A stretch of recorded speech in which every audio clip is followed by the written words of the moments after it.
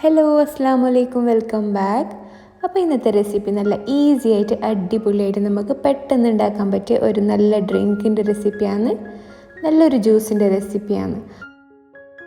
അപ്പോൾ വീഡിയോ ഫുള്ളായിട്ട് കണ്ടിട്ട് ഇതുവരെ നിങ്ങൾ ട്രൈ ചെയ്തിട്ടില്ലെങ്കിൽ ഒന്ന് ട്രൈ ചെയ്തിട്ട് കമൻറ്റ് ബോക്സിൽ ഫീഡ്ബാക്ക് പറയണേ. അതുപോലെ എൻ്റെ ചാനൽ ആദ്യമായിട്ട് കാണുന്നവരാണെങ്കിൽ ഒന്ന് സബ്സ്ക്രൈബ് ചെയ്തേക്കണേ. അതേപോലെ തന്നെ കൂടിയുള്ള ബെല്ലൈക്കൺ കൂടി പ്രസ് ചെയ്തിട്ട് അതിൽ ഓൾ നോട്ടിഫിക്കേഷൻസ് പ്രസ് ചെയ്താൽ ഞാൻ ഇനി ഇടുന്ന വീഡിയോസിൻ്റെ നോട്ടിഫിക്കേഷൻ നിങ്ങളുടെ ഫോണിൽ വരും. അപ്പോൾ നമുക്ക് റെസിപ്പിയിലേക്ക് കിടക്കാം. അപ്പോൾ ആദ്യം നമുക്ക് സപ്പോർട്ടയാണ് ജ്യൂസ് ഉണ്ടാക്കാൻ വേണ്ടിയിട്ട് വേണ്ടത്. അപ്പോൾ ഇത്ര വീഡിയോയിൽ കാണുന്നത്ര വലുപ്പമില്ല കേട്ടോ, കുറച്ച് ചെറുതാണ്. അപ്പോൾ നമുക്ക് ഇതുപോലെ കട്ട് ചെയ്തിട്ട് ഇതിൻ്റെ കുരു എല്ലാം കളഞ്ഞിട്ട് ഈ സപ്പോർട്ടിൻ്റെ പൾപ്പ് വേറെ പാത്രത്തിലേക്ക് ആക്കി വെക്കാം.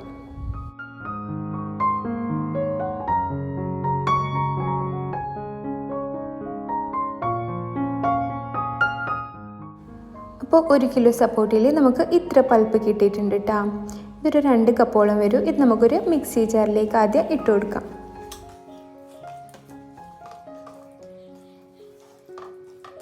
ഇനി നമുക്ക് വേണ്ടത് 1 കപ്പ് പാലാണ്. അപ്പോൾ ആദ്യം 1 കപ്പ് പാൽ ഒഴിച്ച് കൊടുക്കുന്നുണ്ട്. ഇനി ഒരു 5 ടേബിൾ സ്പൂണ് മിൽക്ക് മെയ്ഡ് ഇട്ട് കൊടുക്കുന്നുണ്ട്. നിങ്ങളുടെ മധുരത്തിനനുസരിച്ച് ഇട്ട് കൊടുത്താൽ മതി. ഞാനിവിടെ 5 ടേബിൾ സ്പൂൺ ഇട്ട് കൊടുക്കുന്നുണ്ട്.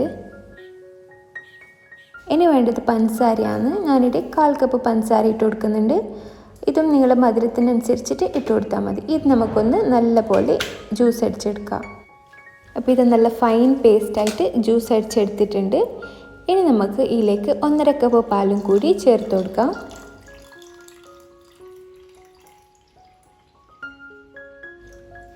പാലിൻ്റെ കൂടെ ഞാൻ 4 ടേബിൾ സ്പൂണ് ഫ്രഷ് ക്രീമും കൂടി ചേർത്തിട്ടുണ്ട്. ഞാൻ ഈ വീഡിയോയിൽ കാണിക്കാൻ വിട്ടതാണ് കേട്ടോ.